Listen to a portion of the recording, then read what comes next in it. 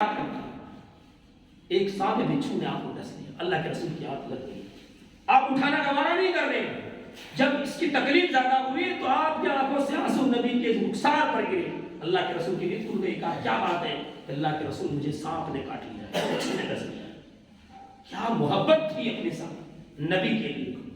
آج امت مسلمہ کو بھی اگر کاش ایسی محبت ہوتی، اور واقعی میں بتا رہا ہوں ان کی محبت کیوں نہیں ہوگی، انہوں نے اپنی آنکھوں سے اللہ کے رسول کو دیکھا۔ آج بھی نبی کے دیوانے جو حقیقی معنی میں ہے اللہ کے رسول کی محبت کرنے والے، وہ بھی نبی کے نام پر قربان ہو جاتے ہیں۔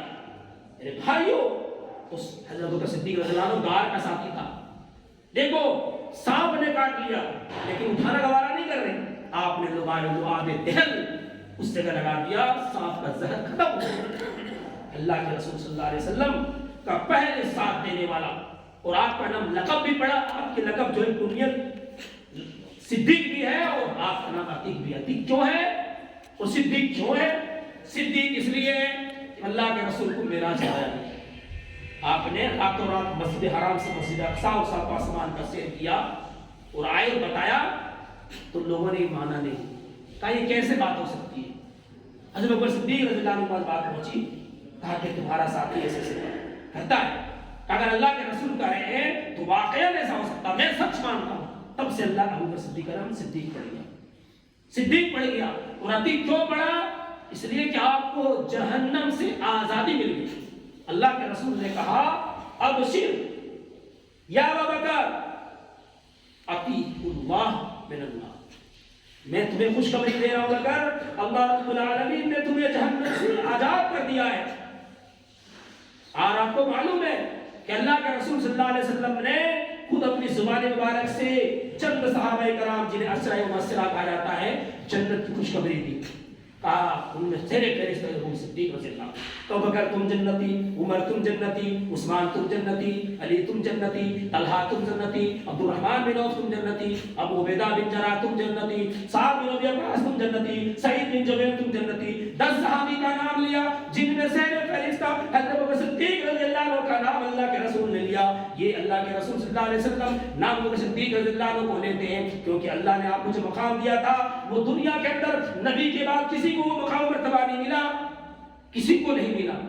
جو مقام اور ایسے ہی نہیں ملا مقام، آپ نے جان مال کی قربانیاں دی۔ آپ نے سب سے پہلے ایمان ملایا، غار کا ساتھی بنا، ہجرت کا دوست بنا، آپ کے ساتھ ہجرت بھی کیا، اور بڑھ چڑھ کر کے آپ نے مال بھی دیا۔ اور آپ 4 بیویاں تھیں، باتیں بتائیں گے، 2 جمع نظاریت میں، 2 بعد میں، یہ چیزیں انشاءاللہ بعد میں بتاؤں گا۔ لیکن حضرت بکر صدیق رضی اللہ عنہ کے فضائل اور سیرت ایسا اس لیے ہے کہ اللہ کے رسول صلی اللہ علیہ وسلم کے لیے بڑی قربانیاں دی، حالانکہ سارے صحابہ نے دی لیکن ابو بکر صدیق نے جتنا دیا اتنا کسی نے نہیں دیا۔ آپ سب چیزوں پر سبقت لے جانے والے۔ ایک مرتبہ کا واقعہ ہے کہ اللہ کے رسول صلی اللہ علیہ وسلم نے ارشاد فرما رہے، بہت ہی مشہور حدیث ہے، تقریباً صحیح مسلم کی روایت ہے کہ اللہ کے رسول نے فرمایا جو 2 جوڑا خرچ کرے گا اللہ اس کو جنت کے دروازوں سے داخل کرے گا، اور آواز دیا جائے گا نمازیو تم باب الصدقہ سے داخل ہو جاؤ، جہادیو تم باب الجہاد سے داخل ہو جاؤ، روزے دارو تم باب الریان سے داخل ہو جاؤ، صدقہ کرنے والوں تم باب الصدقہ سے داخل ہو جاؤ۔ حضرت صدیق رضی اللہ عنہ نے کہا اللہ کے رسول کوئی ایسا بھی شخص ہوگا جن کو ان سارے دروازوں سے بلایا جائے گا؟ اللہ کے رسول نے کہا ارزو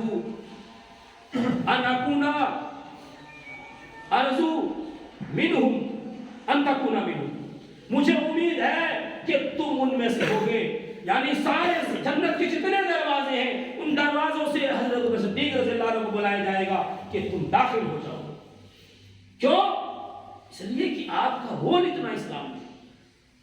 ایک حدیث کے اندر آتا ہے اللہ کے رسول صلی اللہ علیہ وسلم فرماتے ہیں کہ ایک دن اللہ کے رسول نے فرمایا فَمِنْكُمْ الْيَوْمَ الصَّائِمَ فَمِنْكُمْ یوم صائمن، آج کے دن تم میں سے کون روزے دار ہے؟ ابو بکر صدیق رضی اللہ عنہ نے کہا اللہ کے رسول میں روزے میں سے۔ پھر اللہ کے رسول نے فَمِنْكُمْ مَنْ تَبِعَ جَنَازَتَ من تبعہ، تم میں سے آج کون ہے جو جنازے اور تدفین میں شہید ہوا؟ ابو بکر صدیق رضی اللہ عنہ کا میں اللہ کے رسول۔ پھر اللہ کے رسول فَمَنْ عَتَبَ مِنْكُمْ الْيَوْمَ مِسْكِينٌ، تم میں سے کون ہے جس 69 مسکین کو بھی کھانا کھلایا. ابو بکر صدیق اللہ کے رسول میں ہوں. پھر اللہ کے رسول نے کہا تم میں سے کون ہے چپ اور کام کی اور گنائے؟ تو ہر کام میں اللہ کے رسول کو کرے اللہ کے رسول میں ہوں. آج میں نے روزے میں بھی ہوں, آج میں نے جو ہے جنازہ بھی پڑھا ہوں اور فلاں فلاں کام کیا. اس طرح آپ گنا رہے, اس طرح آپ گنا رہے. اللہ کے رسول نے کہا کہ جس انسان کے اندر, جس شخص کے اندر یہ ساری بھلائیاں ہو ایک ساتھ, وہ جنت میں داخل نہیں ہو سکتا. کیا جنت میں داخل نہیں ہوگا؟ وہ سیدھے جنت میں داخل ہوگا. یعنی مستمع فی امر الا دخل الجنہ.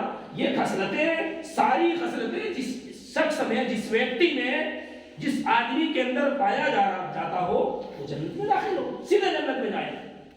اور یہی تو بس نہیں ہے, اللہ کے رسول صلی اللہ علیہ وسلم کو حضرت ابوبکر صدیق رضی اللہ عنہ کو اللہ کے رسول صدیق کہا. اور کیوں کہا؟ ایک مرتبہ کا واقعہ ہے, ایک حدیث اور پڑھ دوں. اللہ بخاری وغیرہ کی روایت ہے, انس مالک راوی ہے, کہتے ہیں کہ اللہ کے رسول احد پہاڑ پر چڑھے ہوئے. سعد النبی صلی اللہ علیہ وسلم احد پہاڑ, آپ کو معلوم ہے بڑا بڑا مدینہ کا, مدینہ منورہ کا بڑا پہاڑ ہے. تقریباً مشرق سے مغرب تک اس کی لمبائی 6 کلومیٹر ہے, اور یہ مسجد نبی سے 5-5.5 کلومیٹر دوری پر واقع ہے. آج وہاں تک آبادی پہنچ چکی ہے, اس کی ارد گرد آبادی پھیلی ہوئی ہے.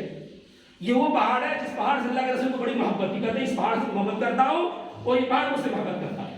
اس پہاڑ کے اوپر آپ چڑھے, آپ کو ابو بکر و عمر, آپ کے ساتھ بکر عمر بھی تھے, اور آپ کے ساتھ 2 شہید بھی تھے. تو پہاڑ ہلنے لگا کہ کیسے کیسے آدمی میرے اوپر چڑھ گئے ہیں. فرجفا, پہاڑ ہلنے لگا, پہاڑ ڈولنے لگا. آپ کو معلوم ہے پہاڑ بھی ہلتے ہیں اللہ کے ڈر سے, اور پتھر بھی ڈرتے ہیں اور ڈرتے کے لڑک جاتے ہیں بعض دفعہ, یہ قرآن کے اندر ہے. تو پہاڑ ہلنے لگا, فرجفا, پہاڑ ہلنے لگا. اللہ کے رسول نے کہا اس کو ضربہ برجلہ. صحابی کہتے ہیں مجھے امید گمان ہے کہ اللہ کے رسول نے اپنا پیر مارا اور کہا ٹھہر جا, تجھے نہیں معلوم تیرے اوپر صدیق بھی ہیں, عمر بھی ہیں, اور 2 شہید بھی ہیں, اور ایک یعنی نبی بھی ہیں. وہ پہاڑ میرے بھائیوں, یہی وہی وہاں کچھ جگہ, یہ وہاں وہ مقام ہے جہاں پر ایک افسوسناک واقعہ بھی ہوا تھا آپ کو معلوم ہے, جس میں حضرت حمزہ رضی اللہ عنہ شہید کیے گئے تھے, اور آپ کے دانت, رباعی دانت ٹوٹے تھے, چہرہ زخمی ہوا تھا, آپ لہو لہان ہوئے تھے. یہ وہ اس جگہ کا, وہیں پر وقت کے دامن میں ہوا. تو ابوبکر صدیق رضی اللہ عنہ کے بارے میں یہ ایک اور روایت میں پڑھ کے سبقت, آپ کیوں اللہ نے آپ کو اتنا مقام دیا, رسول اللہ نے کیوں دیا؟ اس لیے کہ عمر رضی اللہ عنہ بھی اتنے بڑے صحابی ہو کے اللہ کے رسول نے عمر کے بارے میں فرمایا کہ میرے بعد کوئی نبی ہوتا عمر ہوتا. پھر بھی عمر حضرت ابوبکر صدیق سے آگے نہیں بڑھ پائے. ترمذی کی روایت ہے, ایک مرتبہ اللہ کے رسول نے صدقہ کرنے کا حکم دیا. کہتے ہیں عمر راوی ہے, کہتے ہیں امرنا رسول اللہ تصدقا ووافق ذلك عندي مال. نبی صلی اللہ علیہ وسلم نے حکم کیا کہ جو ہے چندہ دو, صدقہ کرو.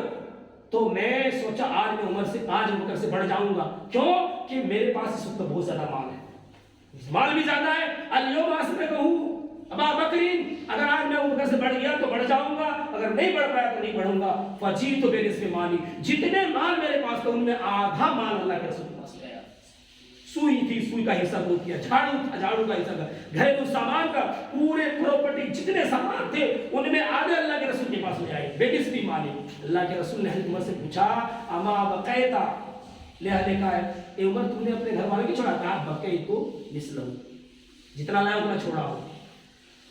وجیت ابوبکر بکل ما عنده, اللہ اکبر, ابوبکر نے سارا اٹھا کے لے آئے, کچھ بھی نہیں چھوڑا. اللہ کے رسول ابا بکر کیا تم نے چھوڑا اپنے گھر والوں کے لیے؟ کہا ابقیت لهم اللہ ورسول, میں اس کو اللہ رسول حوالے چھوڑا. کہتے عمر میں نے سمجھ لیا اور سوچ لیا کہ کبھی بھی میں ابوبکر صدیق رضی اللہ عنہ سے آگے نہیں بڑھ پاؤں گا. جس کی سخاوت کا حال یہ, جس کی صداقت کا یہ حال, جس کی دعوت کا یہ حال, جس نے دین میں اتنی پریشانی برداشت کی, آج ہم اسلام کے لیے تھوڑی سی قربانی دے نہیں سکتے. ہم کیسے ایمان والے ہیں؟ انہوں نے گھر بار بھی چھوڑا. میرے بھائیوں, عرض یہ کر رہا ہوں کہ خلاصہ کلام یہ ہے وقت بالکل ختم ہو چکا ہے کہ حضرت ابوبکر صدیق رضی اللہ عنہ کو اسلام اللہ نے، اللہ کے رسول نے جو درجہ دیا ہے، اس درجے کو یوں حاصل نہیں ہوا ہے۔ ہم اہل ایمان ہیں، ہم بھی اللہ رسول کے متبعین ہیں، اگر ہمیں بھی اسلام میں مقام اور درجہ حاصل کرنا چاہتے ہو تو ہمیں بھی اسلام کے لیے اپنی بہت ساری قربانیاں دینی پڑے گی، جان اور مال کو بھی نچھاور کرنا پڑے گا، اپنے گھر بار بھی چھوڑنے کی ضرورت پڑے تو گھر بار بھی چھوڑنا پڑے گا، اس لیے کہ اللہ نے جو ہم سے وعدہ کیا ہے جنت کا، یہ جنت یوں ہی ملنے والا نہیں ہے۔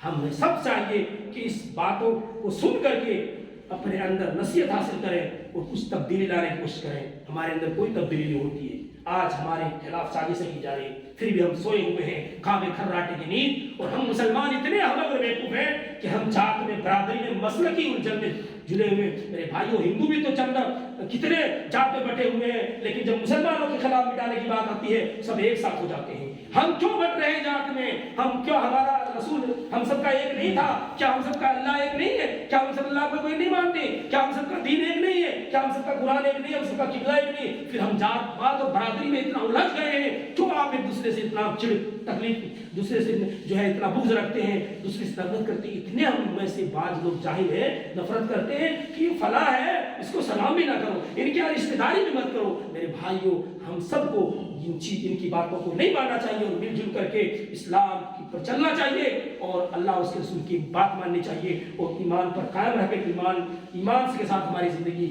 خاتمہ ہو، تب جا کر ہم دنیا اور آخرت میں کامیاب ملیں گی۔ آمین۔ وآخر دعوانا الحمدللہ۔